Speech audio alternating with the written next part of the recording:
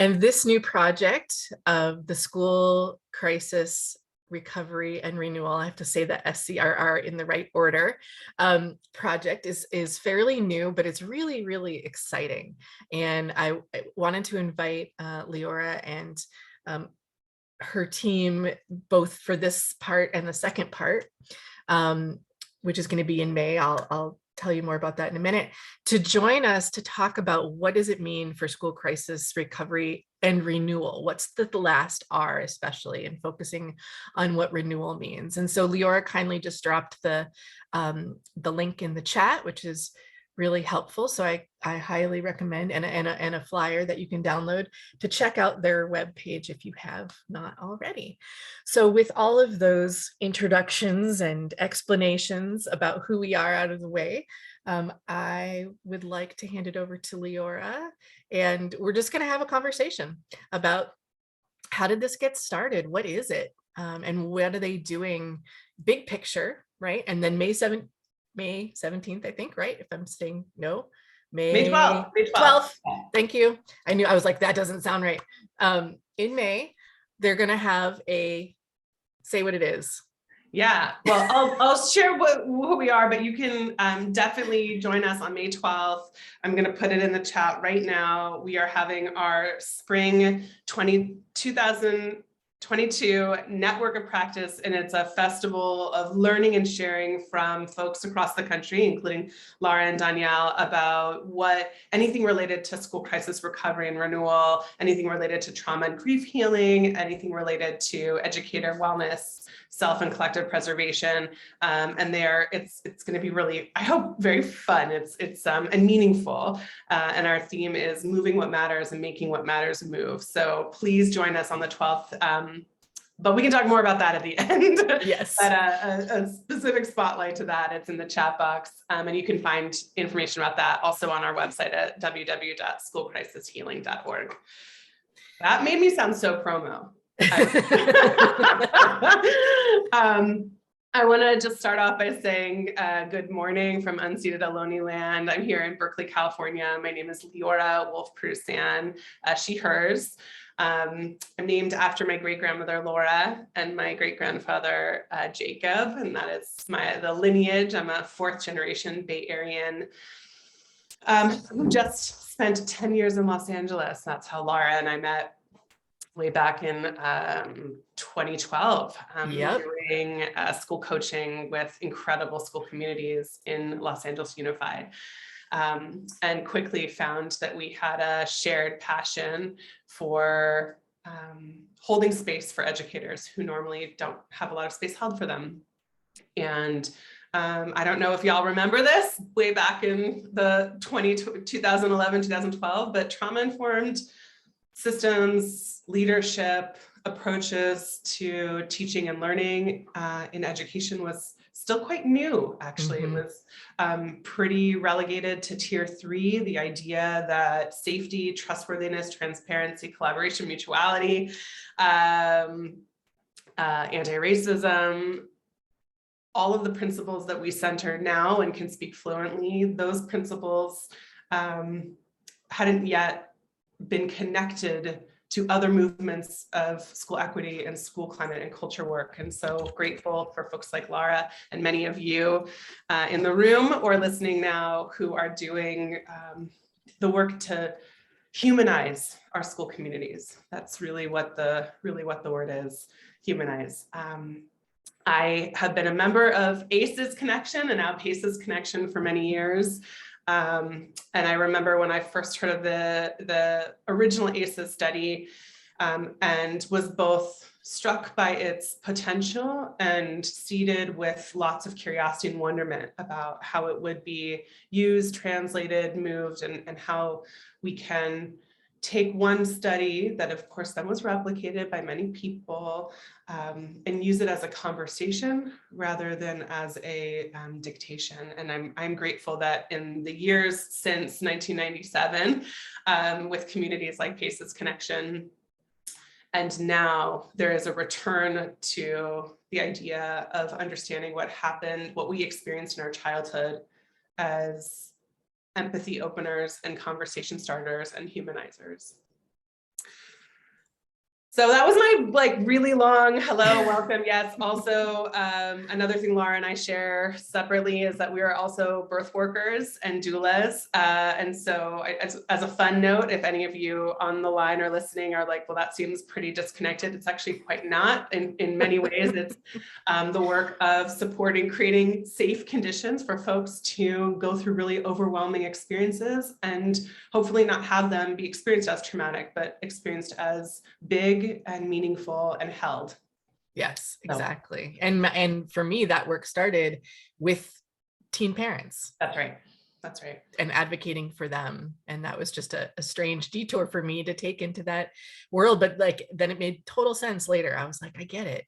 I was doing that. I don't know if I knew that at the time, but that is exactly why. That's right. Well said. That's right.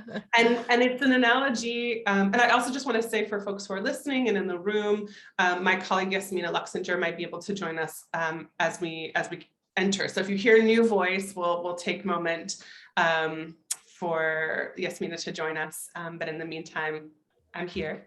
And we are here also this morning to share about school crisis recovery and renewal from a systems leadership perspective. And then you'll have another opportunity to hear from two fabulous SCRR field coaches about educator grief and wellness, particularly more in a classroom and school-based setting. And that's from our colleagues, Oriana Ides and Brianna Young. And that's coming up, Laura. I believe May 17th. Yeah, maybe that's why you had the date in your head. That it must be why the date wasn't. Yes, it is May 17th. That's why that date was in my head. Yes. So right. So part one, big picture, policy. How did this come to be? What's the vision? Why create this project? Part two in May will be practice from field coaches that are working with teachers on the ground around educator grief, crisis, renewal in a school setting. So you'll kind of get the big picture, and then in the weeds is the thinking. Yep. All right. So how did we get here? Yeah, maybe we should just take a breath and also offer a couple norms for folks in the room. I really receive interruption as a sign of respect and engagement. I come from a culture where we do a lot of linguistic layering. We just talk over each other a lot. And so if anyone in the chat, if you ever have questions, you want me to slow it down, say an acronym a different way, challenge, maybe there's an argue or an aspiration or an agree, please feel free in chat and or just unmute and say like, wait a second, back up. Like, I want to talk. Or whoa, that really just landed and resonated, and I want to share how that connected. So just wanting to norm that. What is this whole thing and how did we get here?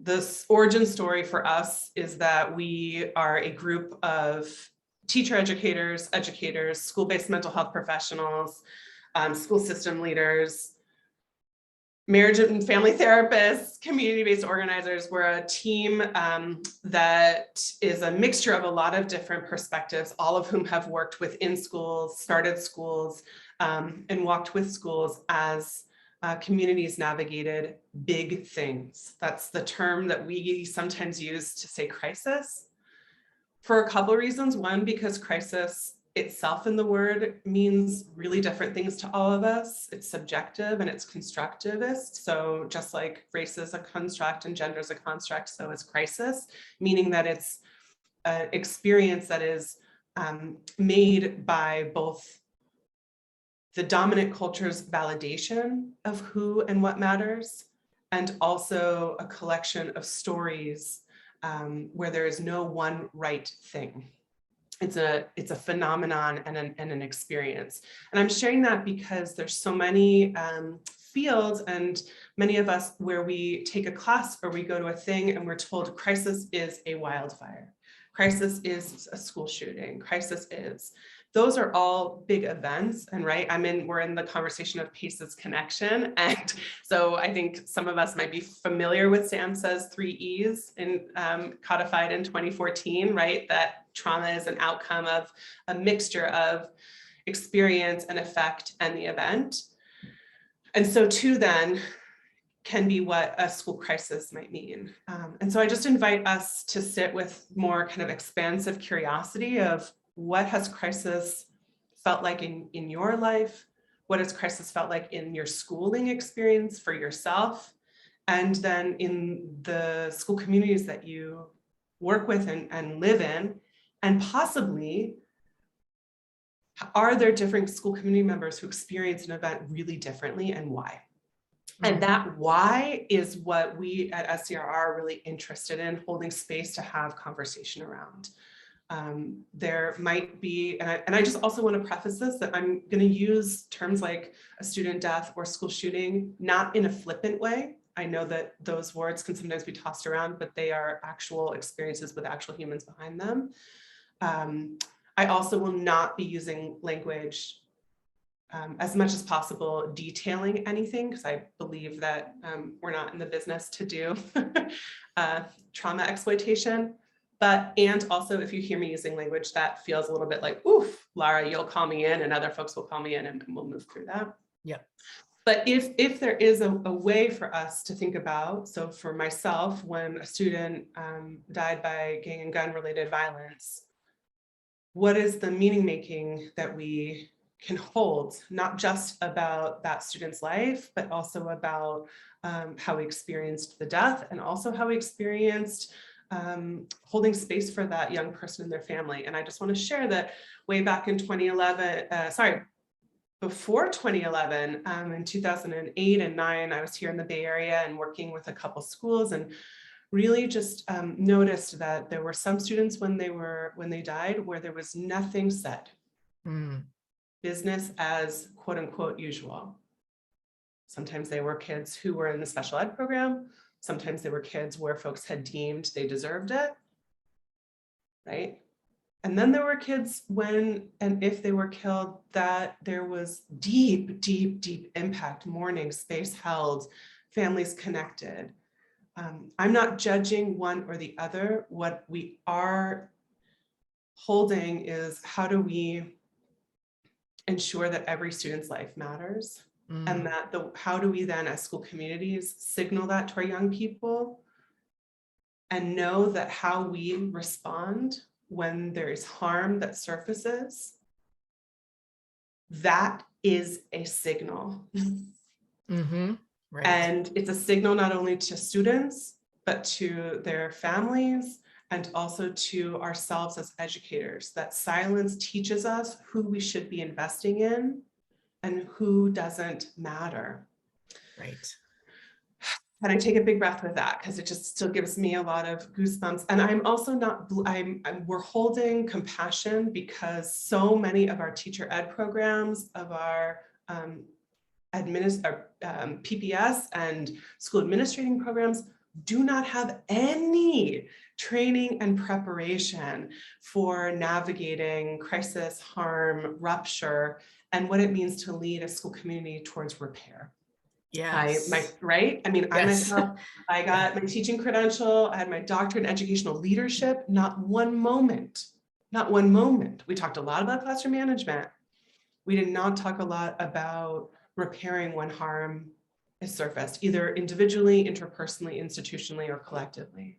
Yes, yes, absolutely. And as same in teacher preparation for me, right. You know, no one ever, there was no preparation. You know, I'm like 26 years old and I have experienced a student death.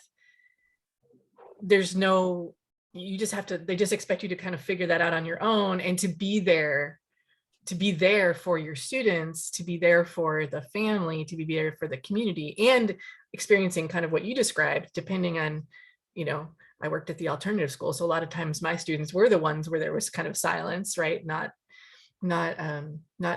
recognized, but yet no explanation or framework or support or understanding of how I was supposed to cope. Right, that's right.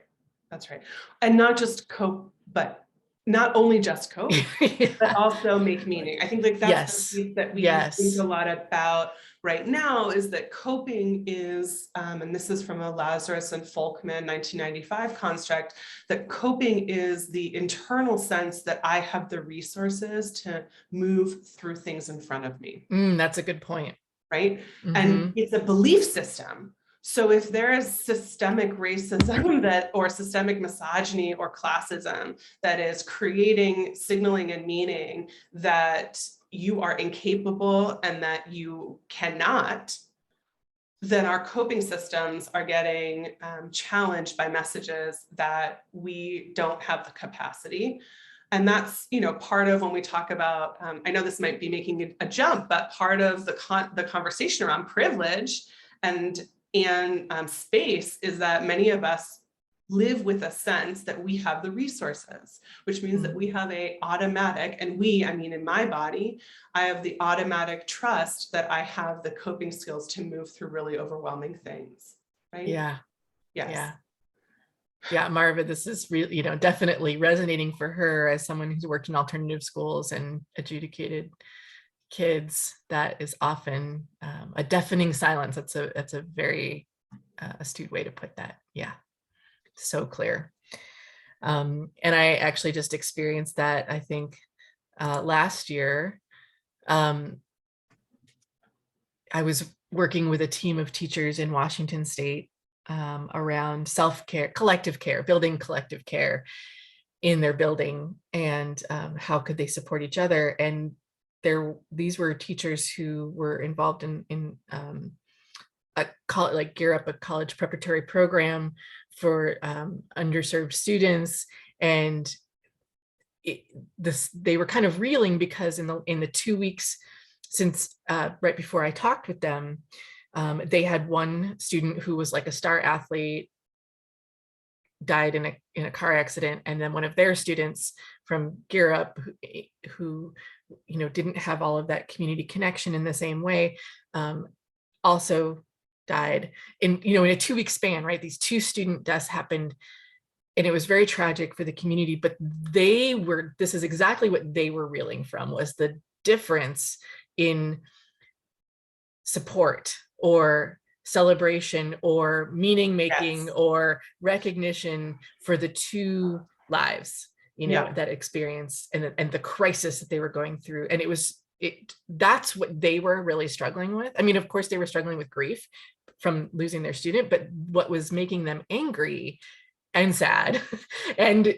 feel kind of hopeless, and they didn't know what to do. They were having a hard time expressing what they were watching happen, and just all of the feelings they were experiencing. And I actually referred them to you guys because I was so thankful that this project had just gotten started, because this is really what they needed to talk about, was what are we doing here? Like, what does this mean? That, how do we fix this? How do we create a different space? So yeah, it was really, I was so thankful that you were there. So I would love to just, hear more about that.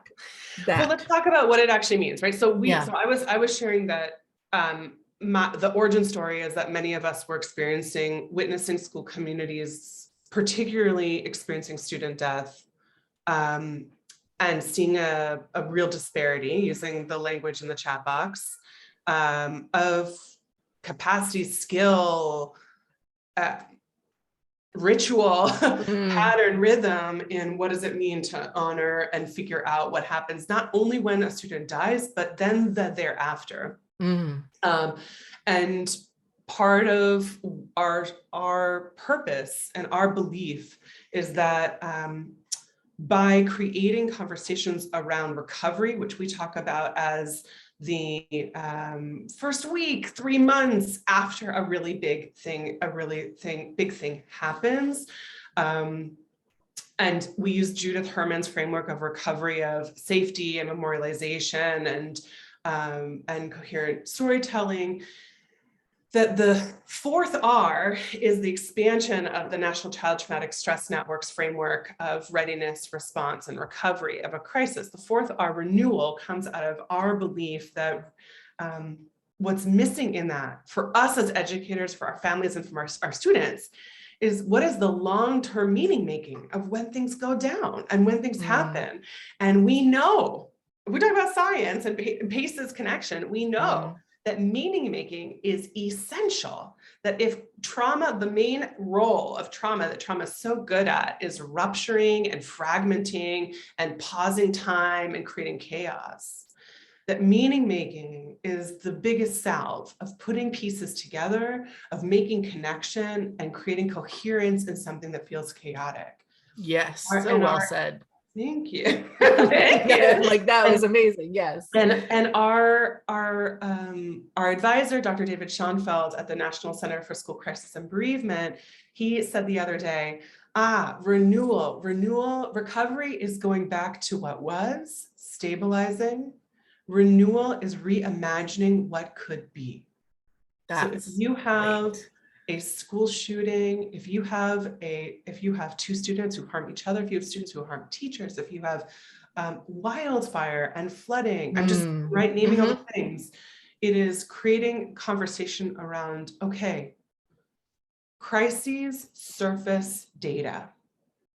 If we don't pay attention to that data, we lose really important possibility to radically go to the root source of what is creating harm. Now, do we believe that one school community can handle structural racism? Probably not, but one school community could interrupt the way, yes, one school could interrupt the way that we internalize structural racism and perpetuate it, and how that then manifests in the way that we make decisions about whose lives matter. So I want one example of that we've been playing with, and I welcome folks to put in your own reflections on what recovery and then renewal could mean. But one example of that we talk about is that recovery, let's say that a young person dies by suicide and that young person identified as queer, as non-heteronormative, trans, queer, that recovery might mean holding memorial. Recovery might mean connecting with the family of that young person and offering celebration of that young person's peers to that family, so that family feels heard and seen, and there is space held. Renewal might mean actually something that's more dangerous and tricky, and I don't mean dangerous in an unsafe way. I mean dangerous in an interrupting, perpetual harm way, which means renewal might mean educators and students really digging in deep and holding conversations and engagement around how does our school community perpetuate transphobia and homophobia? In what ways? Not to signal that we are responsible, but to also hold us in some gentle accountability that there may have been experiences that this young person did not feel like their life was seen, valued, held, belonged, dignified.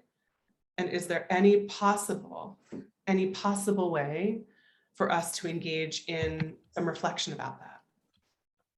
So that's my analogy. Laura, you might have another one. I mean, the other kind of birth analogy that many of us, if you have birth or witnessed a birth, is that postpartum is that recovery period, right? We talk about postpartum, 6 weeks after birth. Sometimes we get even more generative and we think, okay, 4th trimester, 3 months after birth. Renewal is a year later, 2 years later, 3 years later, 5 years later, going back to birth story, having a family say, what has this new person meant to us? What did that birth experience tell us about our relationship, our communication skills? What have we learned over the years, right? It's this reflection and integration, because oftentimes recovery doesn't always include that reflection and integration of learning. Yes, reflection. I think that's really a key point. And I think, just want to emphasize what you said, that we know, and we've heard from many different, the experts writing on trauma and recovery and healing, like you said, meaning making and storytelling and coming together as a community, meaning making in community, yes, is what heals us beyond just getting through the moment. That's right. And that's, I'm sure, not part of any leadership curriculum, right? So how do we do this? Sensitive leadership, Right. Like, Laura, what did we say the way back when you and I were talking? I think it was a conversation that you and I were having, and I was sharing that when I experienced death in my life, so many people sent me lasagnas. Then my freezer was full of lasagnas, too much, by the way, so I had to throw some away. And then and then that people were gone after a week after the death, like as Mm, though my grief was done with the mm, lasagna, right? mm. And I've used that analogy for crisis response teams, right? Mhm. How can you not just be a lasagna in the first week, but return with a lasagna 3 months later, Right. 6 months later, a year later? And I just want to name too, and Laura, I know you've experienced this working with school communities, particularly those who are in under-resourced and disenfranchised spaces where there is a stigma about talking about grief, death, and crisis and trauma. Yes. I know when we worked in schools in LA and here in the Bay, and I hold this with empathy, we're not going to be trauma informed because what that will signal to parents is that there's trauma here, or we're not going to talk about crisis because that will signal that there is crisis. So I hear it. Mhm. I'm not taking that. There is deep stigma that we have to be cautious and Yes. thoughtful about, 100%. And also by pretending like it's not happening, we're giving the stigma more power than the need for healing that our school community members are holding. Right. So finding that delicate balance between not being exploitative or stereotyping or, making a community even more vulnerable than it already is, and being able to come together and make meaning and talk and Yes. share and Yes. create community. That Yes. is a very fine Yes. balance. I absolutely agree. Can I just Go say ahead. about Yes. something that Yes. we just put in the chat box, that after a school shooting, it sounds like there was recovery, but there hasn't been renewal, right? Mm-hmm. An important line about that. So full disclosure, the concept of the School Crisis Recovery and Renewal Project was seeded from my dissertation work, which was studying the impact of student death on teachers. And one of the pieces that that research surfaced that I still sit with today, y'all, is that I did a mixed method study, statistical and qualitative. And statistically, when I interviewed teachers who had lost a student 3 months ago, and teachers who had lost a student 20 years ago, there was no statistical significance between the element of time with how teachers self-reported coping and meaning making. Mm. The element that was the factor was that someone had had a conversation with them about it. Interesting. So that adage of time heals all wounds, we need to throw it out. Like, get it out. It's harmful and it's dangerous and it's not true. Right. Time can create potential distance, but for those of us that are grievers and bereavers, for those of us that hold experiences, they're in our bodies, whether we're conscious or not.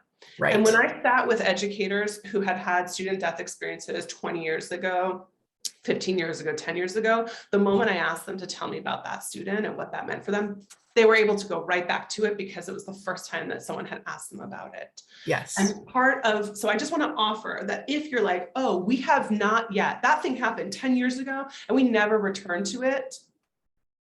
Beautiful. What a moment then to say, let's sit with what does this mean to us now? What does Parkland mean to us now? What does Newtown mean to us now? What does Columbine mean to us now?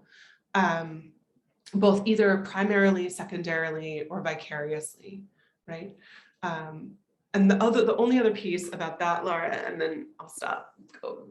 No, please don't. We're giving conversation is that what we also hear from school leaders is, well, the students that were there during the harm or during the experience, that the rupture, they're not with us anymore. They're in college, they're at work, they're outside. Also, by the way, our educators aren't, like, talk about turnover, right? So the question becomes, how do we see schools as a platform for community healing rather than time-bound containers of people that shift over time? What might it look like for our college and career staff to actually have a lens of grief, recovery, and renewal to make sure that when our students who experience death in high school, when they transition post-secondary, that there is a grief response and grief recovery and renewal plan when they get to wherever they go, right? I'm just thinking like, right, how might we hold alumni and gather them back together, not to again re-trigger or re-traumatize, but to say, not only did you graduate, but we also went through a big thing together right now. How is that living? How is that living for you? And you might get young people who say, I'm good, actually. I'm good. Mm-hmm. Beautiful. You also might get a young person who says, I still can't close my eyes at night. Mm-hmm. Mm-hmm. Absolutely. Absolutely. And I think one of the questions that came to mind for me when you were talking about communities is, do you see a difference or distinguish between a big event Yeah. and ongoing community violence? Yeah. Do you know what I'm asking? Like, I know you're talking about chronic and episodic is how. Yes. Okay. Chronic and episodic, right? Okay. Yeah. Hold on. I want to pull up. I'm going to put it in the chat box. Maybe we can send this out afterwards. I'm going to answer that, and then I also want to add this resource. So, both and. Okay. Great. So last year we partnered with Youth Move National, which many of you might be familiar with, and Youth Move National held listening circles for young adults, so above 18, who self-identified as had experienced a really big thing in their K-12 experience. And in listening sessions, what does crisis mean to you? What does recovery mean to you? What does renewal mean to you? And that capture is in your chat box, and we can send it. I just want to share that when we were looking at what young people shared as what a crisis was, it was so different than what I, as an adult, had anticipated, right? I had anticipated the exact things that we had just talked about. But when you look, and we can even pull up the visual maybe and share screen, but when you look at the conversations that young adults were sharing, that the crisis was not feeling listened to, not having an adult they connected with. Like that was their definition. I mean, in addition to many others, right? Not feeling like they had, that they were seen and heard and believed and dignified and felt belonging. Well, those are all, by the way, positive youth development elements. They're also trauma-informed principles. So we see this connection, this deep connection between what we need and how we construct what harm feels like with what it can mean to be not only trauma-informed, but healing-centered. Yes, I'm going to open up the word this. Is this what you want to share? Yeah, right. So if you look into what does crisis mean to you, like Laura, if you're looking, and folks in the chat too, if you want to share, what do you notice? What does crisis mean to young people? What feels like things you would have expected and what feels like something you maybe wouldn't have expected? So maybe Laura, you can read out some of them for folks who are listening. Yeah, so crisis means dealing with mental and behavioral health needs without support. That stands out to me. Yeah. I mean, it makes sense. I'm like, oh yeah, of course. But you're right. When I'm in my head, I'm like, they're going to say things like we were just discussing, violence, things that tragic events causes change in space and environment.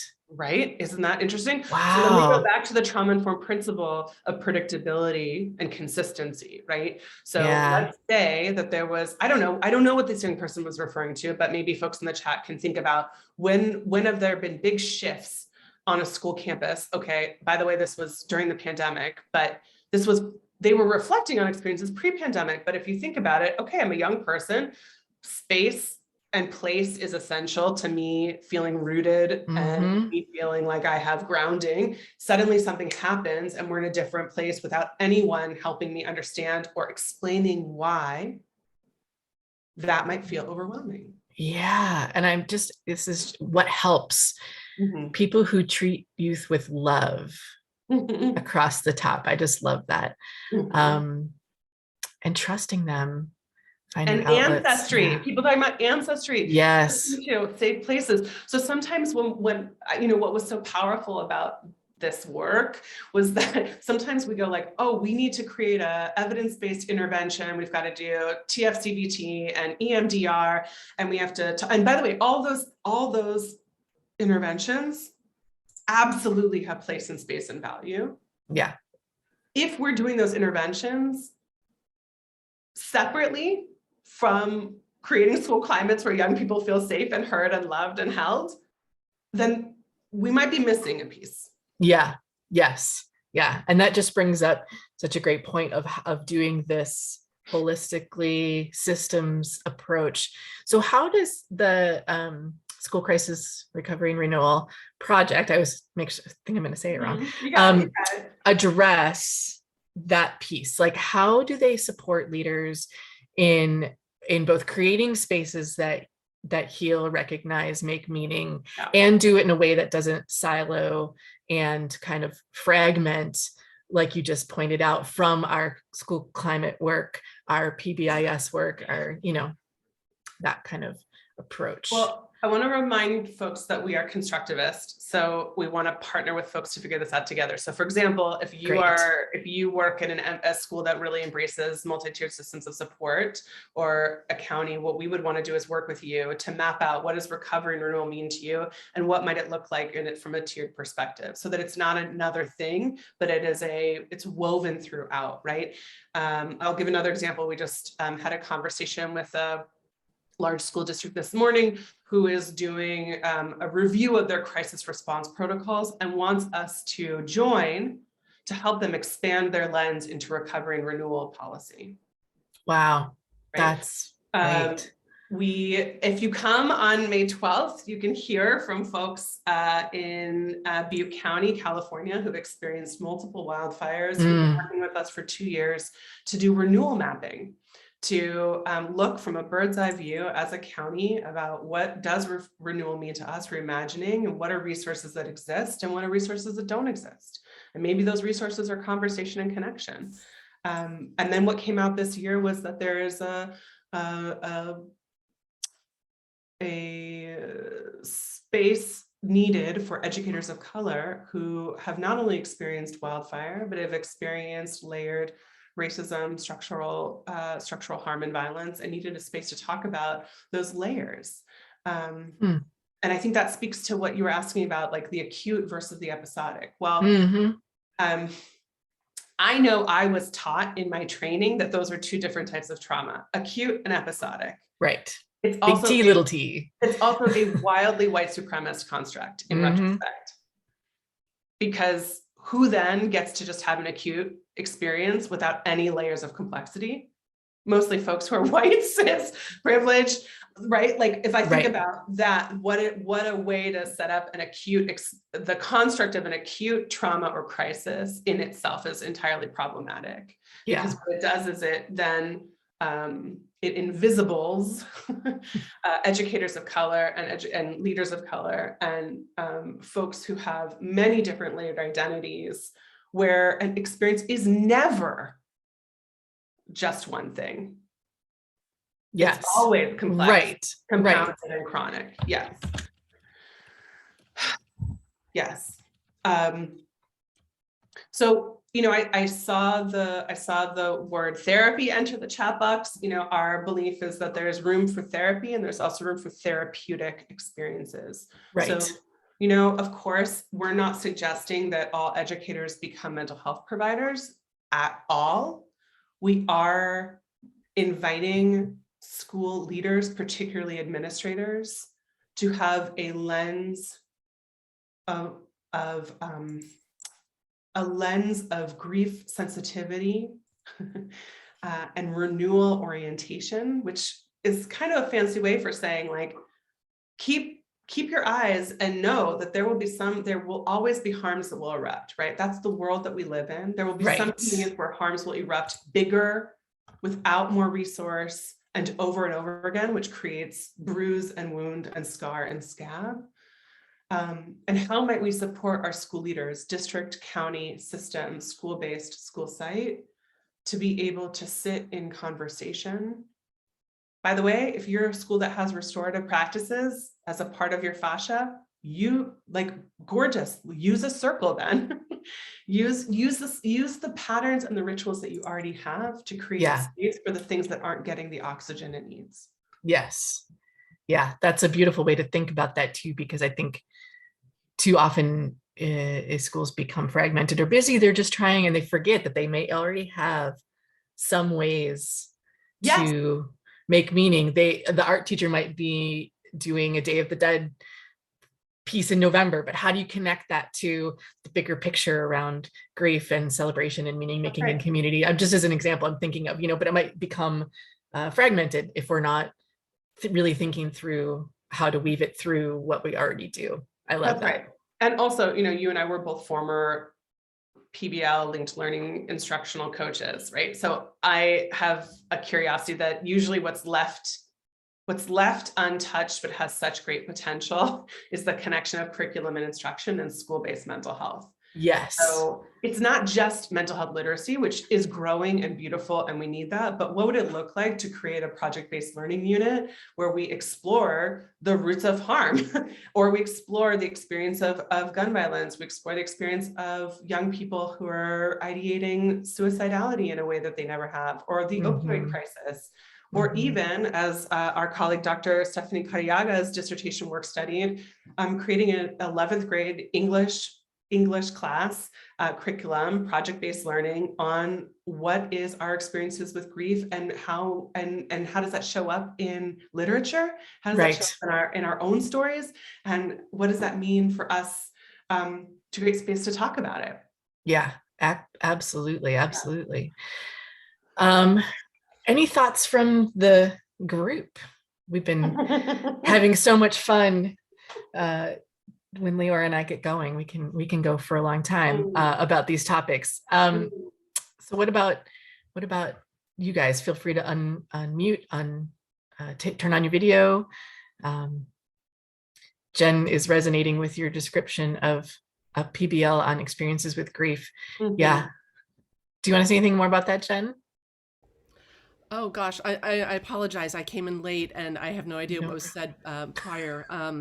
But I'm a huge proponent of project-based learning and connecting what's going on in kids' lives to make it relevant, to make it feel useful. I have a 6th grader and a 9th grader, and the general malaise and just experience of all of what's going on in combination with my 11-year-old coming out as pansexual, and all of that in middle school has been so intense, and there's been so much grief and loss and hurt. And so the idea of giving kids beyond, like, here's a journal prompt, think about what's right, to have something that feels like it puts it into action or into motion and allows it to somatically kind of maybe work through their systems is such a beautiful concept. I'm gonna take that back to my school district. Love that. And the other piece that I want to offer, and I'm putting in the chat box right now, is that PBL and beyond the journal prompt can also be the way for us as educators as well. What would it look like for us? And I just put in the chat, our SCRR field coach, Oriana Edis, and colleague, Dr. Noor Jones-Bay, is leading a critical friends group for educators to engage in their own participatory action research around what wellness means to them. Ooh. So just offering that, again, curriculum instruction isn't just about the student, it's about the relationship between the student and the educator, and hopefully a work-based learning community partner, and then collective learning. And so, for example, we had a school that came a couple of weeks ago to us and said, we don't know what to do when it comes to memorialization and commemoration. And we said, okay, well, let's get your students together.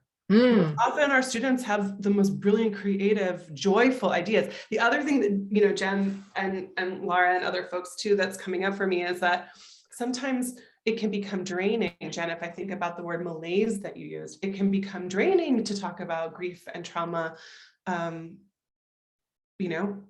ACEs all the time. For me, it isn't draining because I have a different relationship with the work, but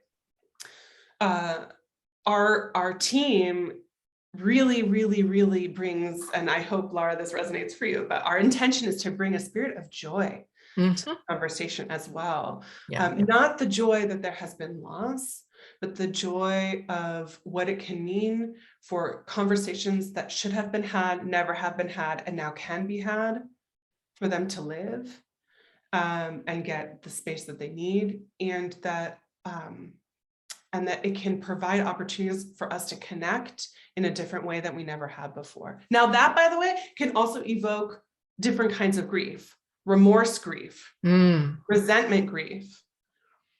That comes up a lot in schools after there has been a big thing happens, and now we are going to talk about what it means to be safe, a safe place for our queer students. And then you have a family who's like, cool, great on you. Also, my young person has experienced harm and is no longer with us because of that. So there are elements for us to be really attuned and cautious about that. Not everyone will experience the renewal process equally. Yeah, that's such a great point. And that the question that just popped into my head as you're talking about this is, how does your team learn, evolve, understand? Like, where do you get your kind of inspiration and knowledge around this? Because for me, and I think maybe for others, this is a new way of thinking about grief in school. And I keep seeing things pop in the chat. People are like, yes, oh my gosh, wow, what a way to think about it. Where does this well of kind of inspiration and knowledge and passion for the work? I mean, I know you talked about kind of where it came from you personally, but as you go now, what informs you? And it doesn't just, I'm not just talking about like academic, ivory tower work, but like where do you get your learnings from? Well, like I said, we're a staff of all practitioners, so our learnings are from our own lived experience. I think it's safe to say, it may not be safe to say, so I don't want to speak for everyone, but a majority of us have both personal grief experiences and professional grief experiences. We also all share a desire to problematize that binary between personal and professional. And we're constantly learning with every team that engages with us, right? So I have the privilege of facilitating a monthly community of practice with a Department of Teacher Education at a higher education institution, who for the first time are saying, oh, we as teacher educator professors, adjunct and cooperating teachers, we should talk about what it means to support student teachers who are supporting students who are experiencing trauma and grief. Like, we should talk about. So, I think we grow and ripple through the concentric circles of care that we get to move through and ripple with. And, I just want to offer, like, even folks in the chat box who are offering experiences of your own, of children who you've memorialized or experiences that you've had. I think the fuel that keeps us going is with people saying, wow, no one has ever said that out loud. That is an experience that resonates for me and I feel seen. And that's enough for us, Yes. So the project that we are just finished the pilot of and that we're going to offer this summer in some iteration is that we partnered with the Dinner Party, which is a organization for folks in their 20s and 30s who've experienced significant loss, and they come together. I've been a dinner partier myself as someone who's lost significant people in my 20s and became a host. They're a national organization, dinnerparty.org, really important for college-age students and for young adults that you might know, because what they were finding was that no one was talking about the loss experience and life after loss if you're a griever when you're in your 20s and 30s. And so they created a model of having tables of folks to come together to just be with each other. It doesn't even mean you don't even talk about grief. You could just be, because part of the burden of being, in this case, someone in your 20s who experiences grief is that it's an incredibly unique experience, and then to navigate that thereafter, right? So the dinner party tables, years ago that I was hosting were folks who said, I'm getting married and my mom isn't here. And how do I create space for that? And then we all share together. So that's a Dinner Party, and they're an incredible organization. So we partnered with them this year to create Life After Loss Educator Edition tables particularly for educators who have lost students, whose students have died. And we hosted for 5 months a group of teachers who said, teachers, school psychologists, school counselors, who said, okay, we'll play with you. We'll kind of experiment with what this means. We just had our reflection conversation with all of them on Tuesday, and I cannot tell you the sentences that came out. We had a first-year teacher in a large urban school district in Southern California who said, I lost a student at the beginning of the school year. I had no idea that this was going to be a part of my teacher experience. Yeah. And being part of these tables made me feel like I wasn't alone. And that experience of isolation interruption is itself radical and revolutionary and part of renewal, right? Yes. So we're going to be offering the tables next year for those of you who'd like to participate, either by playing with being a host or by experiencing one of them. And again, I want to be really clear, they're not tables where you come and you talk about your grief all the time. It's like you come and you can just be an educator who also has this experience. And you might say, like, this time of year is coming up where I can feel the air change. And I remember what that was like when this thing happened. And people can just say, yep, I get that. I hear you. You know? Yeah, absolutely. And yeah, as Jen just pointed out, like, I'm so grateful for the work that you guys are doing, because multiple times since this project started, I now have a place to send people when they have that, it comes up in other ways. We're talking about other things, or we're talking about trauma informed, or I happen to be with a school that then experiences something, and all of these things, right? They feel isolated, they feel unheard, they feel like they don't know what to do, and no one's talking about it, and the leadership doesn't know how. Doesn't mean they don't care, but they don't know how, and they don't know who to ask. And so I'm just like, oh my gosh, now I actually have somewhere that they can get support. And so I just want to always keep sharing in so many ways, like broadcasting what you guys are doing. And so when schools, you've talked about some of the schools that you're working with and teachers, when schools and teachers or educators find themselves needing support, and someone like me, or they come across you, sends them to you, then what?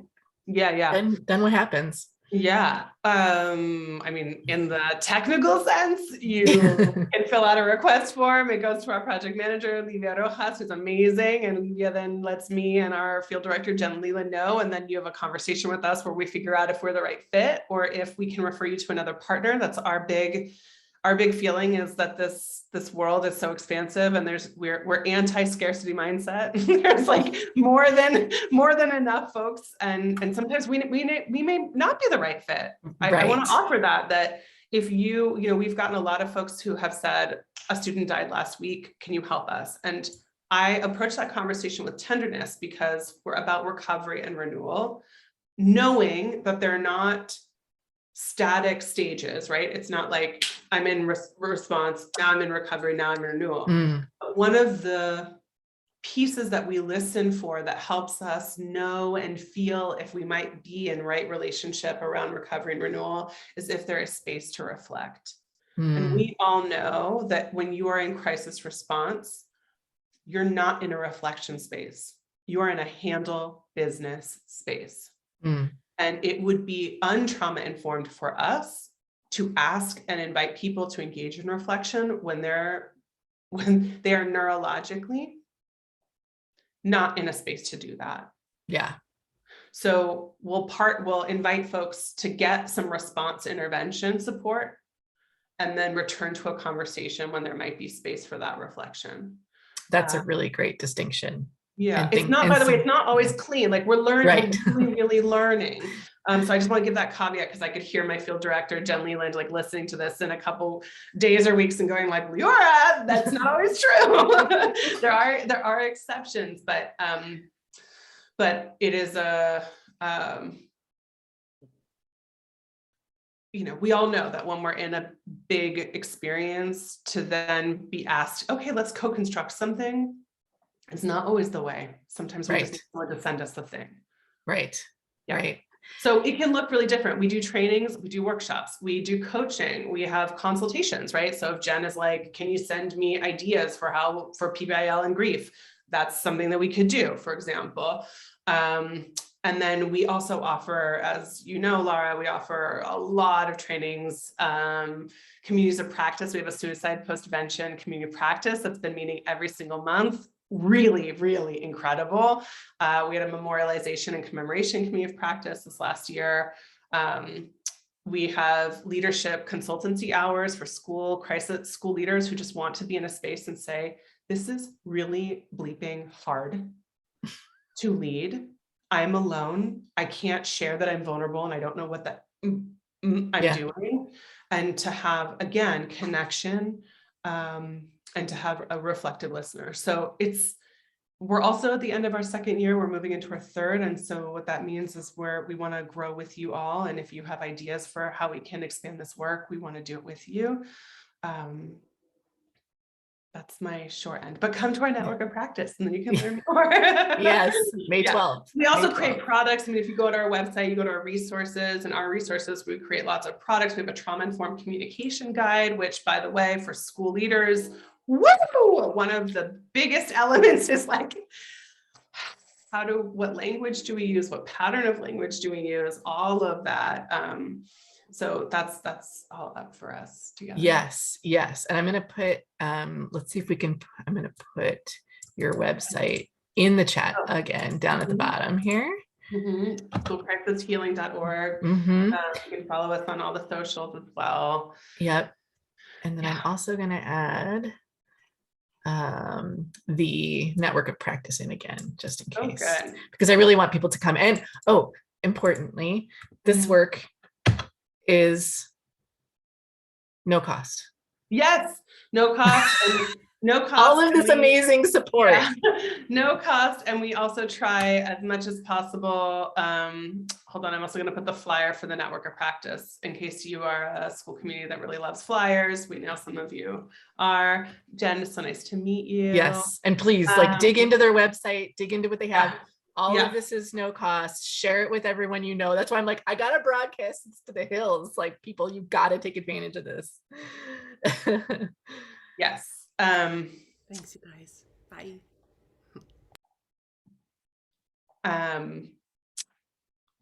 Hold on one second. Okay, great. Yeah, so, and the other piece too to share is that we also try as much as possible to offer continuing education hours and CEUs, because we know y'all out there. You know, I've been using the word educator, but what we've been finding is that the majority of folks who attend our programming are school-based folks, so school psychologists, school counselors, or community partners. I think that's also because pandemic, with empathy to educators, like how much of us actually have space to engage during the day or during the week. So if folks have suggestions, we're hopefully offering a lot more training this summer, so that we can offer experiences. We have, I should also say, so much. We have, we offer summer institutes and winter institutes for that focus on self and collective preservation. Laura, you've been to some of those. I have. And those are spaces not to train you, but to literally create space for you to recover and renew before you go into your work. So anyway, that was very helpful. And I think, you know, when I reflect for myself, like my personality, and especially when I was, you know, a young teacher, like I was there to teach history. I didn't have skills to talk about these things. I'm not a natural, it's not that I'm not a natural empath in the way that school counselors and some of my teacher friends were, in terms of like talking about this stuff is easy for them. It comes naturally. For me, it was like the thought of talking about grief with a group of people and with my students and being vulnerable. I know in the beginning, I've gotten better at it, but it's a skill I had to learn. So like I said, like I think in the beginning, I just thought, oh, they're good at that. I was really good at relationships. I'm really good at building relationships with my students. And I think some people thought about that the same way, like, oh, either you're good at that or you're not. And then we learn over time, that's actually a skill you can build. And so for me, talking about feelings, talking about, you know, being super real and vulnerable and helping others talk through this would have given me hives as a young teacher, I think. And so, because I've also talked about this, you know, as a facilitator with people, and they're like, I'm not going to bring that up, because even if you give, they're like, I don't know what to do with the responses, right? Like so if you give me a great prompt for my students or my coworkers, right? I don't even want to say it out loud, because then what if the volcano comes out of feelings and emotions and all of the things, and what do I do with all that? And I know school leaders especially are feeling that, because we're looking to them to start the conversation, to create the space, to build the environment. But how do we help those of us that might be not natural at processing a group full of people's vulnerability and feelings to, at the same time, then create those spaces that we know intellectually we need to create? Am I making sense? Okay, so a couple of things that are coming up for me, encourage folks to share in the chat too. The first is that my offer is to never do something that feels unskilled alone, that there are lots of us that have the privilege of not running a school full time to be able to walk alongside you, either pre-conversation, during conversation, or post. The second is that one of the biggest elements that I am in resonance with in the Leora's got to work on it, we all got to work on it, is our need to fix, heal, solve, take care of, make the boo-boo better. Yes. Part of the fatigue and malaise that came up earlier, we know, was that so many folks in school leadership, teachers, educators, I mean, leadership across the whole, down the spine of school systems, had to have answers all the time, answers that are moving all the time, and answers for when there were no answers. Right. Part of what crisis, grief, and trauma brings up is the possibility that there may not be a clean or quick fix or answer. And that actually, potentially, holding a circle for educators who've lost students may bring up more ouch than oops. And it's a hard thing to sit with, because it makes folks nervous, right? Yes. Like, more harm is going to come out of this. So the question is it harm, or is it folks sharing experiences that need validation, healing, and addressing? Yes. Yes. And this is, I wanted to elicit that response from you. Absolutely. Because I think I wasn't going to give away the answer, but that's exactly right. Like, so I initially assumed I had to figure it out alone. Yep. I was like, oh, wait a minute. There's people that are really good and skilled at this. I can ask for help. Yep. I don't have to feel like I should know how to do this. And two, that I think that is the fear, that you're going to create more harm and re-traumatize. And so I think both learning the skill, asking for help, knowing when that might be true, these are things that, and just that expectation that I had to know all the things, have all the answers, fix all the boo-boos, right? Like you said, letting go of that assumption, and that's hard, right? Yeah. Especially for school leaders. So yes, absolutely. Yeah. I mean, Becky Haas, someone's going to correct me on this. It's either Becky Haas or Peter Levine who says that trauma is running around the world trying to find a witness. Yes. And sometimes we think that the healing work, the renewal work, has to be really big. And it is, right? If we're talking about going to the source of homophobia, disrupting, like interrogating, investigating, like that's big work for sure. Then there are, I was going to use the word soft, but then I went back to the 1990s, like soft skills, and got nervous for a second. But then there are gentler ways, but more powerful ways of creating recovery and renewal in our own leadership practice, is showing up for each other and saying, I see you and I hear you. Yeah. And not even needing to know, right? So if I saw that some of us in the chat have experienced school-based grief really recently, right? I don't even need to know the details of that. Great point. All I need to do is be able to show up and say, I wonder if you've been through a really big thing and if you're holding on to a lot. And I'm wondering what needs to come up and out.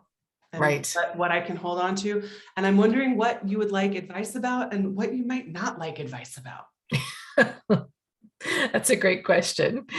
That reminds me of a similar question, are we problem solving or are we listening? Yeah, and sometimes we that means problem solving. I mean, sometimes they're like, help me fix we it. need Right. problem solving. Do we commemorate a student who died by suicide? Yeah. Yeah. That might be not a listening question. That might be a both and question. Yes, exactly. We're asking the right question. So folks we still have time. We're doing great. We're cooking right along. So before I kind of frame the near ending, I'm curious if folks that are with us have any thoughts, reflections, add-ins, contradictions, any of it. Yeah, we say takeaways. What is one thing you heard that you can like put into practice immediately and walk away? One thing that you heard or are sitting with that is kind of bringing up curiosity or wondering for you, a takeaway and a walk away. I love that. If you'd like to unmute yourself and share a takeaway and a walk away, well put, Leora. I invite you to do so. And you can put it in the chat if you can't unmute yourself. And I'd be curious what you're thinking about. This is Robert. And so I just, man, it's great to know that there's this resource out there, for people who can go to, and for educators and even parents that of school kids who can go to this website.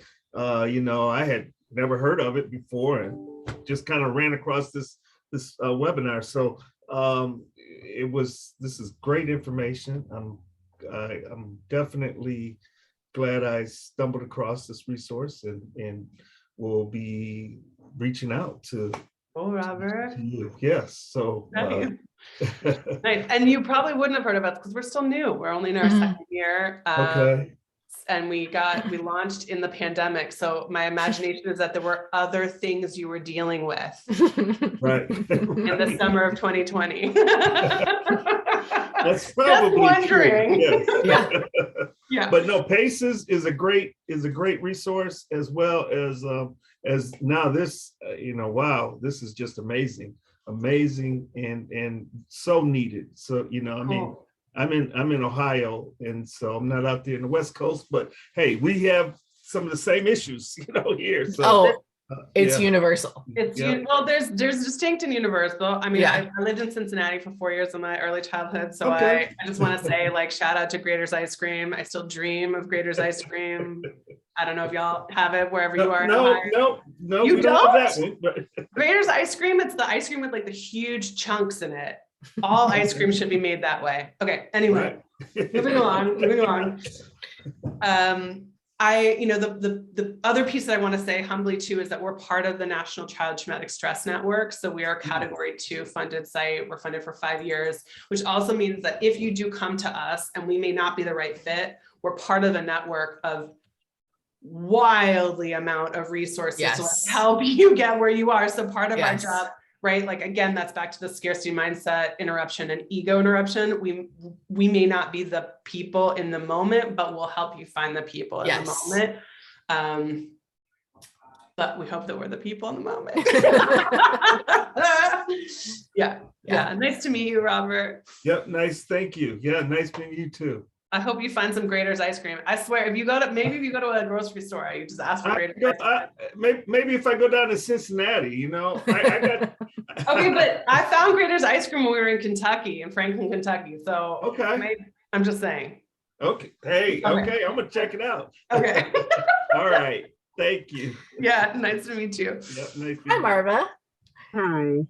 I just wanted to thank you because being someone who have gone through the tragedy we did here, and Dr. Schoenfeld and his team came, and we've gone through the whole thing memorial, and but this part resonates with me because the disparity where I live.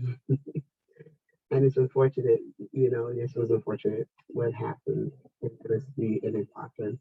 But I work and we all, double galvanize. Every one of us as school social workers mental are pulled from our schools to go there because of the magnitude of it. But we've had other tragedies Yeah. and the disparity. We've had tragedy before. And so Yeah. what has happened here is that we have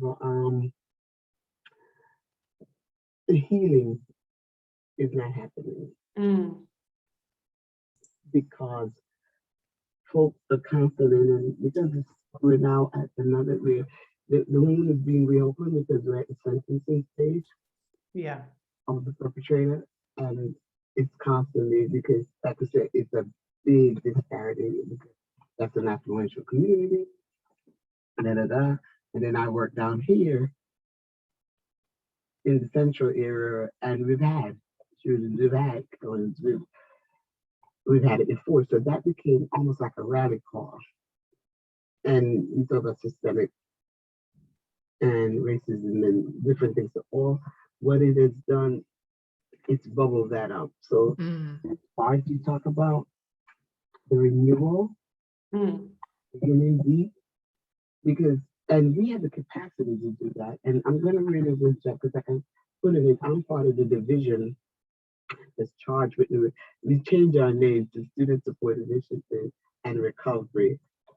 But we needed to say renewal. And I am going to send an email and say, hey guys, because even with the pandemic, we need to still change it to renewal. Yeah. Yeah. I That's never right. thought about that, and I'm a doctoral student, I'm a doctoral candidate, right? And my dissertation, and I'm thinking, and I'm doing it on immigrants and how they've weathered the pandemic and continue to weather it because of the fact that, and all the different things, the sense of belonging, the disconnect that has occurred. And I'm looking at my undocumented immigrant and how it's from social work. And now you give me a new angle. Like I'm thinking, because I was looking at, the sense of belonging, and we've lost a lot of them that are not under that. But the attendance thing, we need to really think about how do we use. I was driving like crazy. We imagining what is the long term meaning? What is the meaning making? Yeah. That's Marva, my buzzword. Yeah, Marva, I'm gonna put in I put in a resource earlier called the 10 pillars. It's a one document. I hit on that. You got it. So there's another link I just put in. Our first year we recorded foundational modules to share what is recovery, what is renewal, what does leadership look like. So you can hang out and check out those. Yes, they're fabulous. Thank you, Laura. The piece that I want to share with Marva, with you, with Robert, I want to figure out a way to word this. We believe and we know that our ancestors collectively and individually have taught us how to reimagine and renew. And that part of the work is disrupting this idea that we don't know how to do this. Right. So if I think about communities who come from Haitian descent, how do we go back where we go, y'all started the revolution, y'all reimagined, y'all moved through grief, and you still do. And so how might we learn from our lineage to weave it into the way that we're experiencing the world now, right? It's this idea, and I just want to give like massive credence in my learning from Black liberation theologists, this idea that we're not empty humans that are walking around the world disconnected. That's part of the fallacy. Part of the collective renewal work is to close our eyes and say, I know how to grieve. We have ritual in our bones and in our blood. And now how do we then say, Marv, if you and I are colleagues, where I say, I'm Jewish, this is how my lineage teaches me how to grieve. And you say, I'm XYZ, this is how I learn how to grieve. What might we create together as a ritual? Yes, that's such a great point. I love it. And even, that came up for me recently in a discussion with I have two 18-year-olds, and we were talking about death and grief. And bodies and processing. I don't know how this conversation came up, and I was talking about how not that long ago with my great grandparents, they were in the house.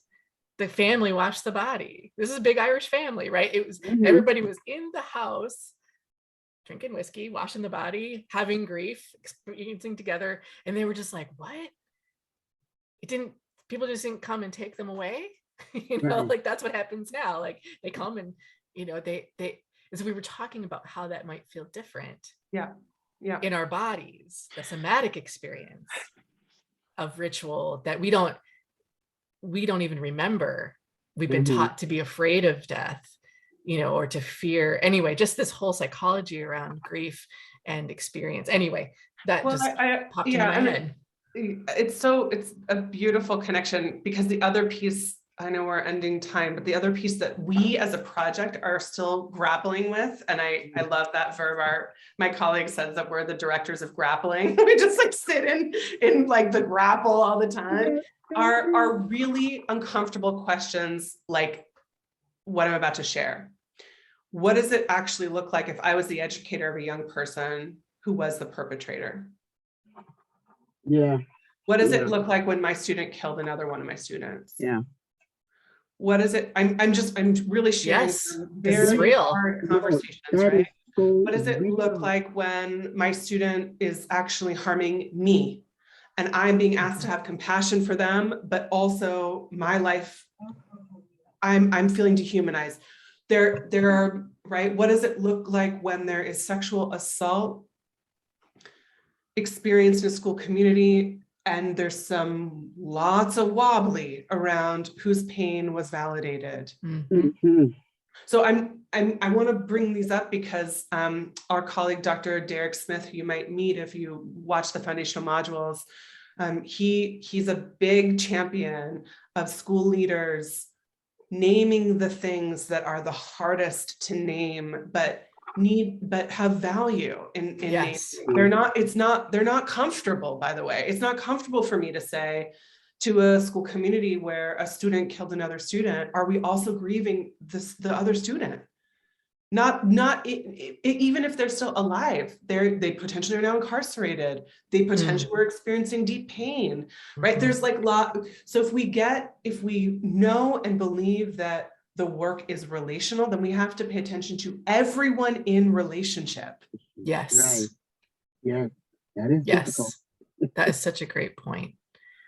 Absolutely. And I just love the space that you guys are holding for the uncomfortable conversations, because there are not many spaces where people are like, yeah, my work is to dive into this uncomfortableness, right? The grapple, right? This is what we do. We want to elevate, expose, bring up, air out the things that we're keeping silent about, but they're in our gut, they're in our bodies, they're there. Right. We're just not there.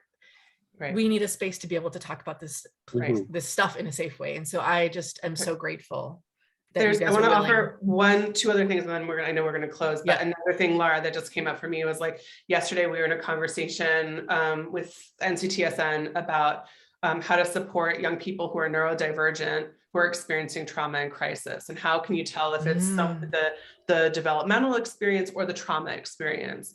And then I had this kind of curiosity of like, how are we supporting our young people who are developmentally neurodivergent after crises? What does recovery and renewal look like for young people where meaning making might be pretty neurotypical, and are there other ways? So it's always thinking of, like, for me and our project and our partners and folks who are like, yes, we're in. It's like, Marva, like you were saying, for young people who live in this world without system validated papers, who have who have the experience of being quote unquote undocumented, although that, there are many ways to be undocumented. Okay, well, what does undocu grief look like in a crisis where it may not feel safe to say I need healing because I may not feel like I have safety exposing my family? So the last piece that I'll share, and then just handing it to Laura, is our teacher, Nkem Nadefo, taught us And I hope that part of our practice is also naming all of our teachers in this work, right? So NCHEM NADEFO says all the time, out of all the trauma-informed principles, safety is primary. Yes. None of them can happen without safety. And what we are hoping to do this coming year is to elevate conversations around the constructs of safety.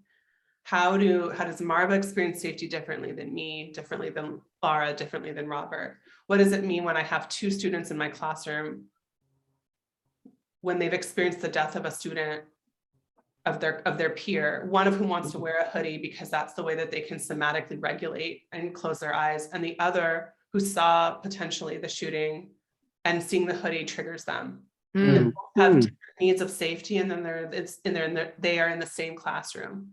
And what I want to share with you is that is the prime example of there's no right call. Right. It is actually then the call is, how do we as educators skill up ourselves to engage in a conversation with our classroom around, we all have different needs. How do we hold them together?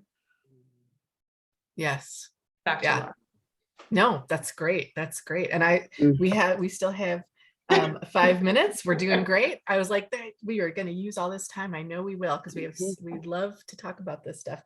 Are there any last questions from the group before I wrap it up? I just want to thank her because I am over like mental health. One of the things, my new thing is the new youth mental health initiative here in our district, and this just like speaks volumes, especially when you're talking about how they experience, and the part that really I've never thought of, like you say, how do we have those conversations with our neurological, like our kids that are on the spectrum, and how do nobody really think we haven't. Yeah. Honestly. Yeah. Not. No, I have a husband and a son on the spectrum. And so we talk about this a lot. Like my husband's like, oh my gosh, if someone asked me to go sit in a room and like look people in the face and have a conversation, he's like, I will run screaming for the hills. And he's like, it doesn't mean I don't care, I don't need to process. He's like, but that is a neurotypical way to bridge relationship. And if you ask me to do that, it is going to cause me physical pain, and that was really helpful for me to think about too. I was like, oh my gosh, you're right. He's like, talking to someone I don't really know about something super meaningful and a really just really helpful to keep us thinking broadly about how people process, different ways of processing. Absolutely. Yeah, no, I'm really glad. The hardest, like my youngest, he's never been diagnosed or anything, but I had picked up things on him. He's a very introvert. And when you said the part about people I don't know, he was not engaging. It has to have a meaning, and I did my own research and did everything, and I think he's one of the kids, and he's an adult now, that would drop through the crack because they're intelligent and they conform, but processing of the grief.